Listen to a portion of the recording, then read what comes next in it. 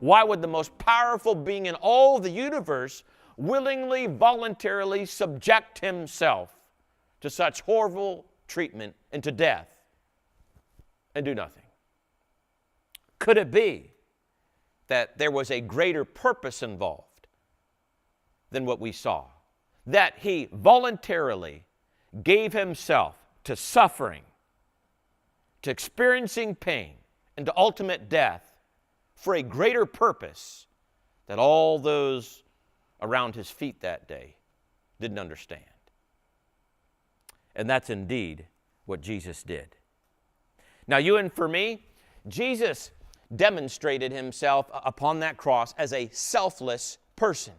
He wouldn't flex his muscle and destroy everybody like you and I would if we were that powerful being, but he gave himself to die. The scripture says about Jesus, though he was in the form of God, did not count equality with God a thing to be grasped, but made himself nothing. He humbled himself by becoming obedient to the point of death. Jesus provides a powerful example.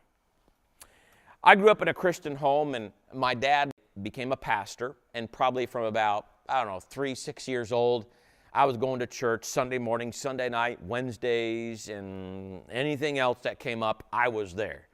So I was going to church all the time. I was baptized at a young age. I was a church member at a young age. I was filled with religion. But you know what? Even though I was filled with religion, flowing out my eyes and my ears and everywhere else, and I honestly tried to do good and be a morally upright kid and do what's right, it didn't change something about me. The person I was most interested in was me. And it showed itself the most when I was in high school. When I was looking at the future, like most youngsters do about that age, wondering about the future. What am I going to do when I grow up? What do I want to be? And to me, I wanted to be a wealthy and famous businessman. So I began to put my hand to the plow to try all forms of business opportunities and selling all kinds of things, products and services, to try to make money, to become wealthy, to become famous. And for good measure, I'd go to church on Sunday morning, Sunday night, Wednesdays, and during the week, I would make attempts at open up my Bible every once in a while and read it and throw up a few prayers every once in a while. But ultimately, the most important person in my life was me. I needed to be rescued, and I didn't even know it. The path to salvation begins with Jesus' crucifixion. What we learned in this first stop on the path to salvation is what is called self-denial. If we want to be rescued, from whatever it is, we must deny ourselves. Turn from me being the center of my own life and turn to Christ. At one point in my life, I was on the throne of my own heart. I was the most important dude in the room. But I had to come to a place in my life where I slid off the throne of my heart. And I let Jesus take that throne. And rather than me sitting on that throne, I took a posture of worship where I worshiped Christ and obeyed him as he took the throne of my life, seeking to become selfless like he did and to follow in his example. The first stop on the path to salvation, to being rescued, is self-denial, where life isn't about me, but it's about Christ and Christ alone. The second stop in the path of salvation is Jesus' death, when he actually died on the cross.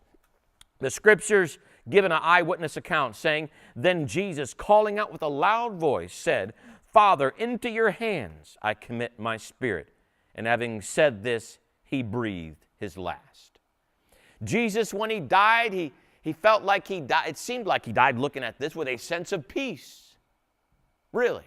And you read some more of the accounts of his actual death, and there was a sense of peace and calmness about him. Why was he so filled with peace? It was like he finished something, like he accomplished a mission. Well, he did. There was a mission. There was a mission that he finished that began from the moment of his birth. When he was born in miraculous form. Angels came to his mother and came to his father, Joseph, and spoke to him. And this was one of the things that was spoke to his father. Speaking of his mother, Mary, you will bear a son, and you shall call his name Jesus, for he will save his people from their sins. Right there, right there. That is why Christ could say, it is finished, and why he was able to die with a sense of peace. Because he had accomplished what he was born for. He died for the sins of the world. And as he breathed his last breath and committed his spirit into the hands of his Father, he'd accomplished that.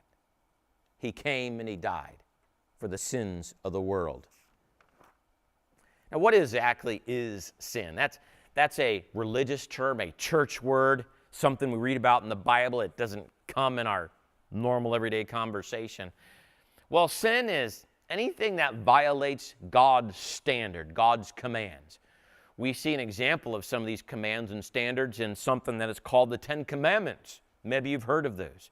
Or something called the Sermon on the Mount, one of Jesus' most famous sermons that he ever gave, recorded in Scripture. Some of the things that we gather from the Ten Commandments and Sermon on the Mount are things like this. Do not lie, do not steal, do not commit adultery or lust after a woman you're not married to, or honor your father and mother, love your enemies, these type of things. Maybe you've heard of some of those before. Maybe you try to live by some of those things. For myself, I don't know about you, I've had trouble living by all of those all of the time, at least earlier in my life. My parents had a rule in our home that said this: when we're away from the house, unless you get permission, nobody else is allowed in the house, none of your friends. Well, there was one day where I violated that rule. Of course, I thought it was a very good reason that I violated the rule. My parents didn't seem to think so at the end of the story. But I had a buddy named Steve that lived next door to me. Both of us loved to play basketball. And so he comes over to the house, knocks on the door. I come to the door. He says, hey, Clint, you want to come over and play some ball? I said, love to, Steve, but I got to work on these chores. Steve says, hey, I got a great idea. I don't mind. I'll come in, help you out a little bit, move things along a little faster. We can play some ball. Thought that sounded like a great idea. So Steve came in. We hurried around trying to go ahead and clean things up. All of a sudden, my heart stops. I hear the sound of a diesel engine that turned off the main road and is coming down our street. That was my dad. Steve, my dad, he's coming down the road. So quickly, I thrust Steve out into the porch, out the front door, put a cup of whatever, lemonade or water in his hand, and then just casually act like Steve and I are just, having a cup of lemonade on a cold or on a hot summer day, just passing the time. Dad turned in the driveway, pulled around back. I thought, cool, we got it. Dad comes in the house, act like, yeah, got my chores done. Hey, Dad, can I go ahead and go outside and play some ball with Steve? A little time passes. Clint! Yeah, Dad. Says, what's this here? Something hadn't been cleaned up on the carpet. That was a room Steve had vacuumed. Well, I'm a terrible liar. I couldn't go on. I said, Steve vacuumed this room. He came into the house, and so I just let it all out that I had lied and let Steve in the house, and had to go back and say, Steve, everything's over here. Can't come over and play some ball.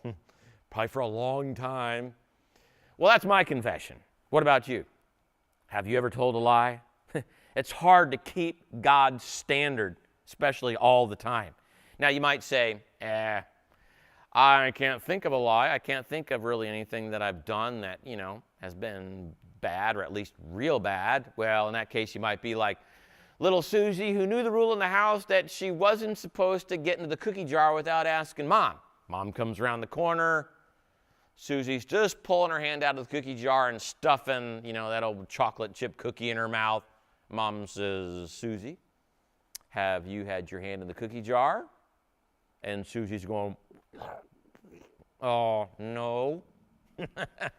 Well, the evidence, Susie, is all over your mouth and your hands and chocolate and everything.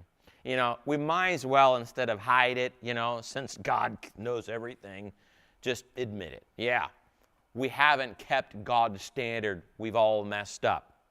What's the penalty for violating God's standard?